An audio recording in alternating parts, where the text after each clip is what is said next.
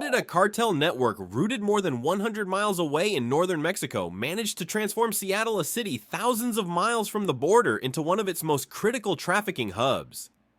That is the shocking revelation federal investigators unveiled this year, exposing just how deeply transnational criminal organizations have penetrated the American homeland. The Sinaloa cartel, once thought to operate primarily along border states, has now planted permanent roots in Washington, converting semi-trucks, commercial flights, and unsuspecting couriers into arteries of poison that carried fentanyl, methamphetamine, cocaine, and heroin into communities across the Pacific Northwest. The most pressing question that emerges is this: if such a vast network can thrive in Seattle, how many other US cities are already compromised? The takedown announced in early 2025 was no ordinary raid. It was the result of an 18-month investigation involving the Drug Enforcement Administration Homeland Security Investigations, the FBI, and local Washington law enforcement. At the center of this criminal web were two Mexican brothers, Rosario Abelwain Camargo Bolanos and Francisco Fernando Camargo Bolanos, who orchestrated the supply chain from cartel strongholds in Sinaloa through California and finally into western Washington. According to court documents, they relied on both Mexican nationals and American citizens, a strategy designed to mask the foreign origins of the trade while embedding their operations seamlessly into US communities. The methods employed demonstrated just how adaptable cartels have become. Federal officials revealed that loads of drugs were hidden in commercial vehicles flown on legitimate passenger flights and driven north along the I-5 corridor by trusted operatives. This echoes patterns seen elsewhere across the United States, where cartels have leveraged civilian infrastructure to blend into legitimate trade. Analysts from Jane's Defense Weekly recently compared cartel logistics to military supply chains, noting their use of layered couriers, compartmentalized cells, and redundancy. These aren't gangs running street corners anymore. They are parallel organizations with paramilitary discipline. The scale of the Seattle operation stunned even veteran agents. Authorities seized more than 4,600 pounds of methamphetamine, 20 pounds of fentanyl, over 20 pounds of cocaine, and more than 6 pounds of heroin. To put that in perspective, the fentanyl alone represented nearly 7 million lethal doses, enough to wipe out the entire Seattle-Tacoma metropolitan area. Experts at the Rand Corporation emphasize that fentanyl's potency means even a few milligrams can be fatal, making such stockpiles effectively weapons of mass destruction against the civilian population. But the story goes beyond numbers. This case illustrates how cartels have shifted strategy under increasing pressure at the southern border. With tighter restrictions, advanced surveillance, and the Trump administration's renewed emphasis on border security in 2025, traffickers are investing in decentralized distribution hubs deep inside the United States. The Seattle cell was not a temporary smuggling route. It was infrastructure. By embedding their personnel and recruiting American citizens, some from small communities north and south of Seattle, they ensured the drugs would flow regardless of law enforcement pressure at the frontiers. Western experts now warn that cartel infiltration carries broader security implications. Professor Bruce Hoffman of Georgetown University told The Guardian this month that cartels are increasingly operating like insurgent groups, blending economic power, corruption, and armed enforcement. He argued that while NATO's focus is rightly on the wars in Ukraine and the escalating Israel-Iran shadow conflict, the unchecked rise of transnational cartels inside Western cities represents an underappreciated form of hybrid warfare. The idea that non-state actors can undermine Western societies without firing a shot fits squarely within 21st century security challenges.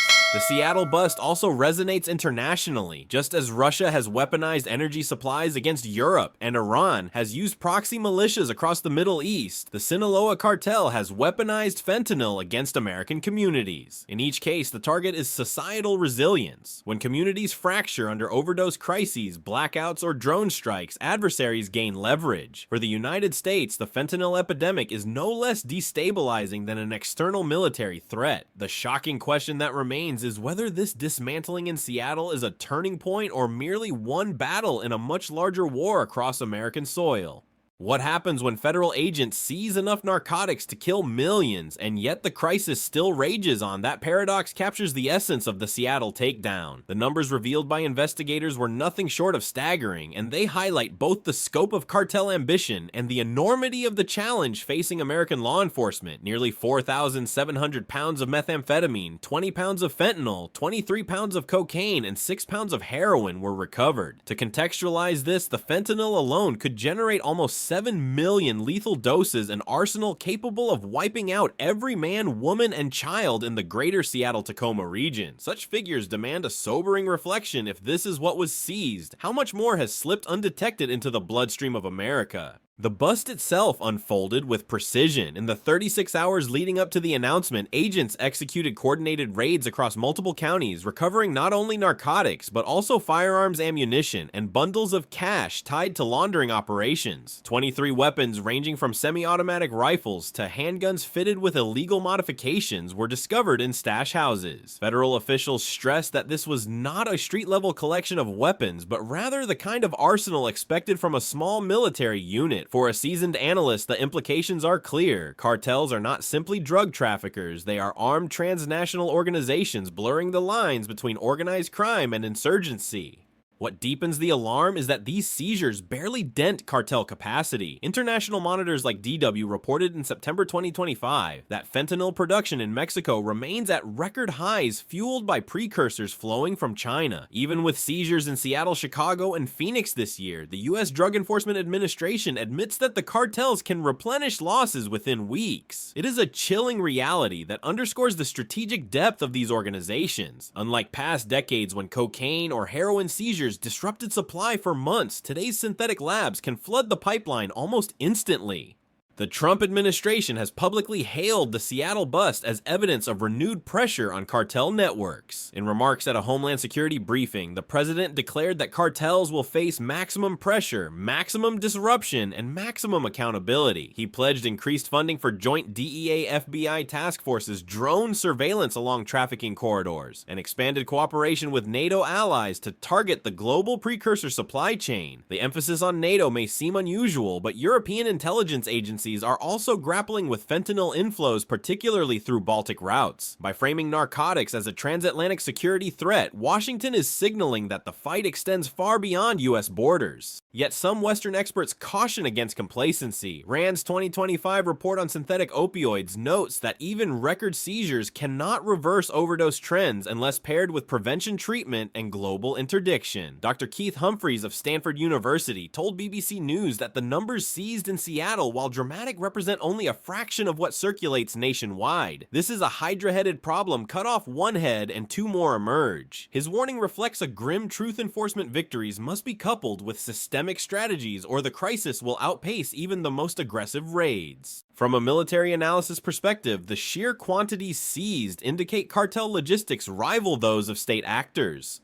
4,000 pounds of any commodity is not the work of ad hoc smugglers. It requires warehouses, trucks financing, and a command structure. The parallels with military supply chains cannot be ignored. Just as NATO tracks Russian resupply lines in Ukraine, U.S. agencies must now treat cartel distribution as a theater of operations inside the homeland. The Seattle case shows that when the federal government applies that mindset, success is possible. But will this momentum continue, or will the cartels adapt once again and push harder into other American cities? How does a foreign cartel succeed in poisoning a region as far removed from the Mexican border as Seattle? The answer lies not only in supply chains, but in the deliberate cultivation of community penetration. The Seattle network did not operate in isolation. It was stitched together through a mix of Mexican nationals loyal to the cartel and American citizens willing to profit from the misery of their own neighbors. This blending of operatives gave the organization both resilience and invisibility, allowing it to move narcotics from the I-5 corridor into every corner of Western Washington. At the operational level, the cartel relied on individuals like Isabel Berez Zapin, a 44-year-old commercial truck driver who turned his rig into a weaponized supply vessel. Zapin was not smuggling a few concealed packages, he was moving enormous loads, transforming highways into conveyor belts of poison. His arrest, first on state charges in early 2024, and later on sweeping federal indictments, symbolized how cartels infiltrate legitimate industries to camouflage their trade. When a tractor trailer rolls down an interstate, it blends into the flow of commerce, and that is exactly what the cartel exploited. But the network's reach extended beyond professional couriers. Federal documents reveal that cartel leaders recruited Americans like Carmen Davis of Everett and Taylor Johnson of Shoreline to redistribute fentanyl and meth within their own communities. These citizens became embedded assets, ensuring the drugs flowed even when Mexican operatives faced pressure. Such recruitment strategies mirror the tactics of insurgent movements overseas, embed locals, build loyalty through profit, and spread influence through community networks. Analysts at Defense News have drawn comparisons to Hezbollah's operations in Lebanon, where community ties shield larger networks from disruption. The Sinaloa cartel, in essence, applied similar logic on US soil.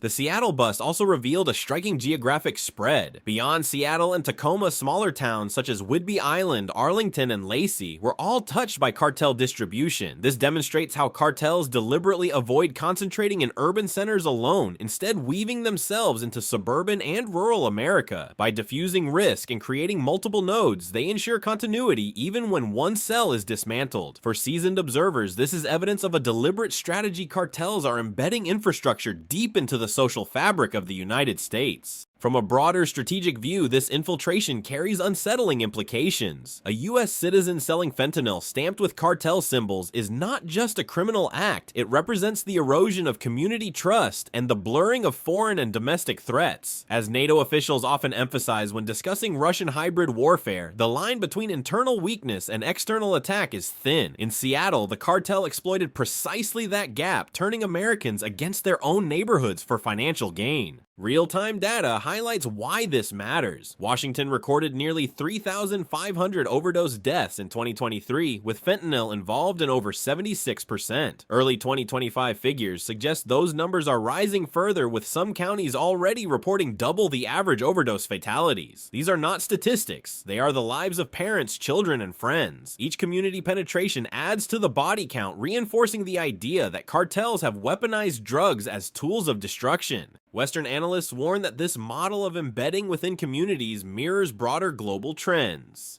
Russia's covert infiltration in eastern Ukraine and China's use of civilian companies for intelligence collection both highlight how adversaries exploit local structures. By employing the same playbook, cartels are not simply trafficking narcotics, they are waging a quiet war inside America's borders. The chilling question remains: if cartels can turn Seattle into a node of distribution, which city will be next on their map of infiltration? What does it mean when overdose deaths climb year after year, even as record seizures make headlines? The fentanyl crisis in Washington illustrates the stark reality. Enforcement victories, though essential, cannot by themselves stem the tide of synthetic opioids devastating communities. In 2023, Washington recorded nearly 3,500 overdose deaths, with fentanyl implicated in over 76% of them. King County alone surpassed 1,000 fentanyl-related fatalities. Early 2025 data from the Centers for Disease Control shows the situation worsening, with some counties experiencing overdose rates more than double recent averages. Behind these numbers are shattered families, empty classrooms, and communities struggling to bury their dead. Federal agents emphasize that the Seattle bust was critical precisely because of fentanyl's potency. Just 2 milligrams, the weight of a few grains of salt, can be fatal. The 20 pounds seized in this operation equated to nearly 7 million lethal doses. RAND analysts have described fentanyl as the most efficient mass casualty weapon on American streets. Unlike conventional narcotics that require large-scale cultivation or extended supply chains, fentanyl is a synthetic substance easily mass-produced in cartel-run laboratories. That efficiency explains why cartels are prioritizing it: maximum profits, minimal volume, and catastrophic social damage.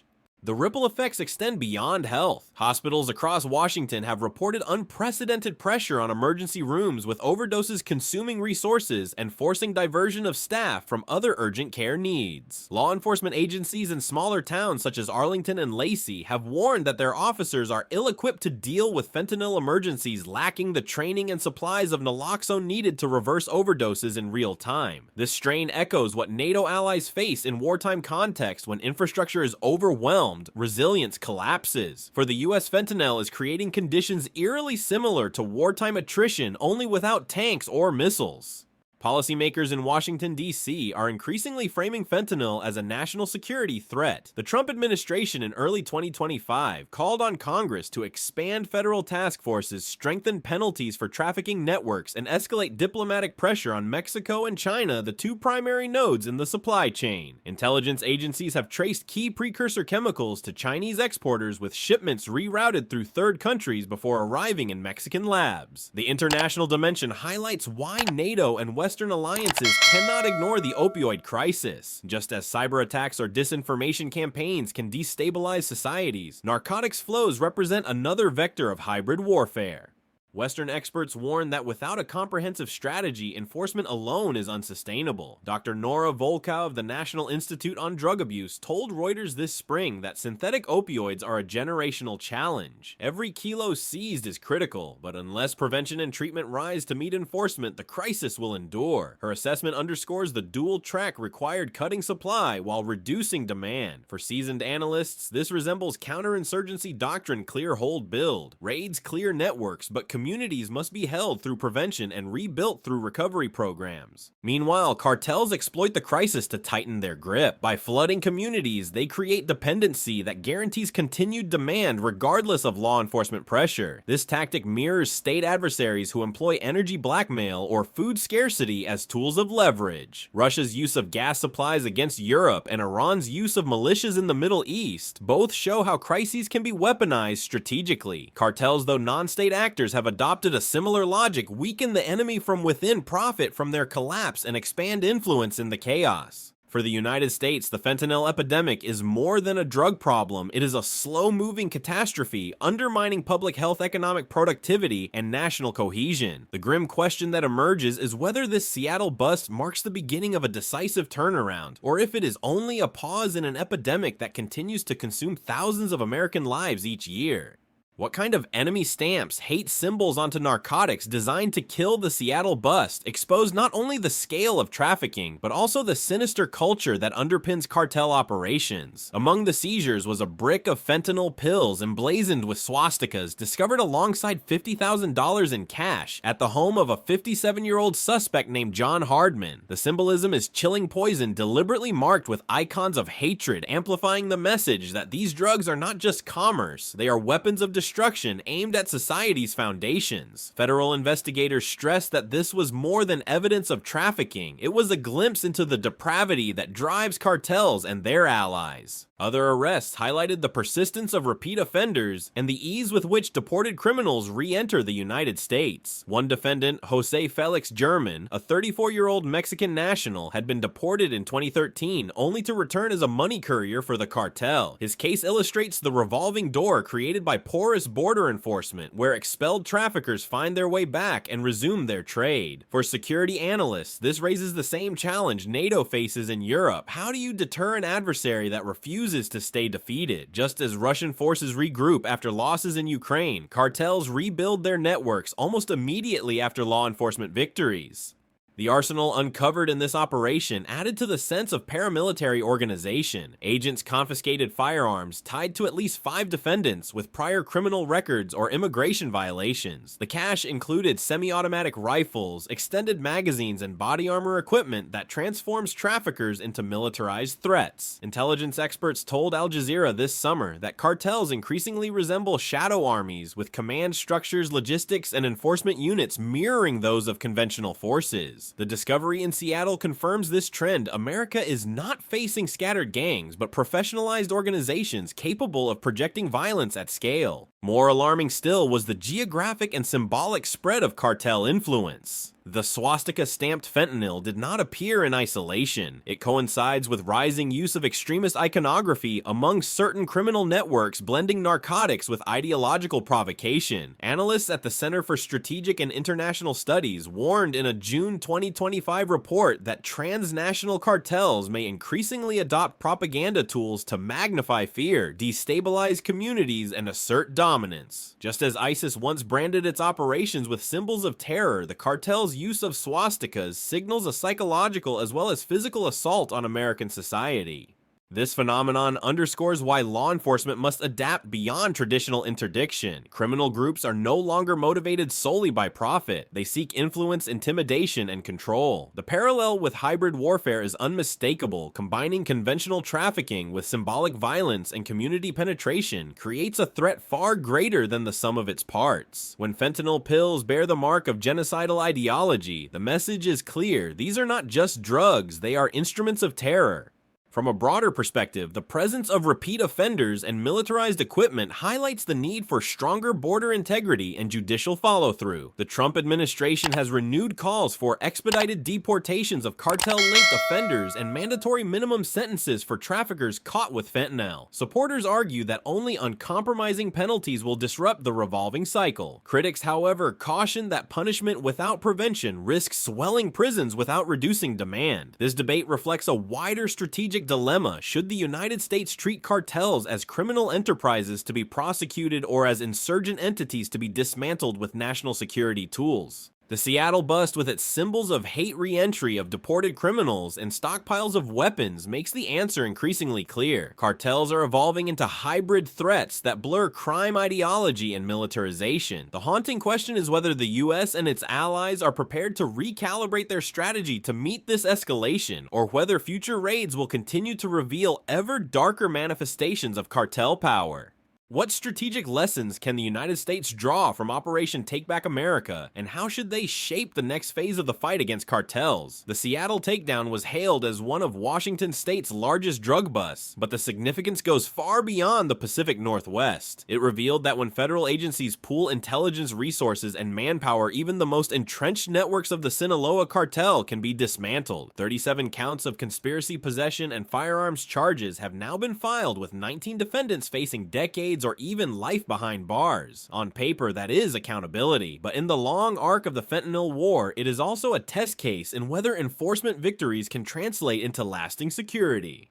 The scale of this operation demonstrates why cartels must be treated as strategic adversaries, not just criminal syndicates. Their reach across borders, their control of logistics rivaling state militaries, and their use of American citizens as embedded distributors reflect a sophistication beyond conventional policing. Western experts now describe these organizations as parallel states entities that tax, govern, and control entire communities. In this sense, Operation Take Back America resembled a counterinsurgency campaign more than a narcotics raid. It required surveillance intelligence, fusion, and coordinated raids across multiple jurisdictions to achieve results. NATO analysts have drawn important parallels. Just as Russia tests Western defenses in Ukraine with hybrid tactics, cartels test American resilience by exploiting weak points in border security, domestic demand, and community vulnerability. In both cases, the adversary adapts rapidly shifting tactics in response to enforcement or battlefield setbacks. This suggests that a static law enforcement approach will never suffice. Instead, the United States must view cartel suppression as a long-term strategic campaign, blending interdiction with prevention diplomacy and international coordination.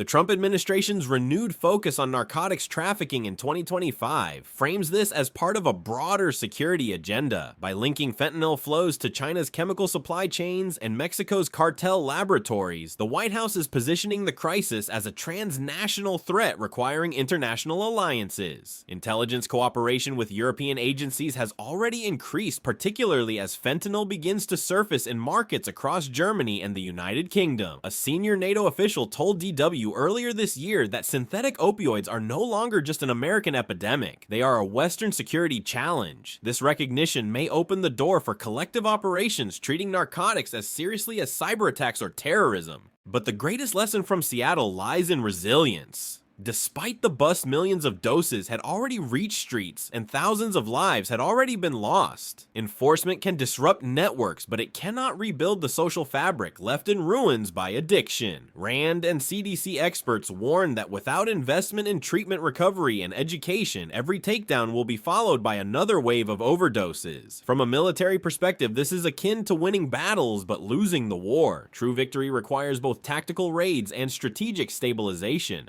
The Seattle case also illustrates the danger of complacency. 7 million lethal doses seized is a victory, but how many more doses moved through undetected during the same period? Cartel infrastructure across Chicago, Los Angeles, and Phoenix remains intact. Even as traffickers in Seattle face trial, new operatives are being recruited elsewhere. This dynamic mirrors counterinsurgency campaigns worldwide. Disrupt one cell and another emerges. The challenge for America is whether it will scale up operations to a national strategy or continue to fight piecemeal battles.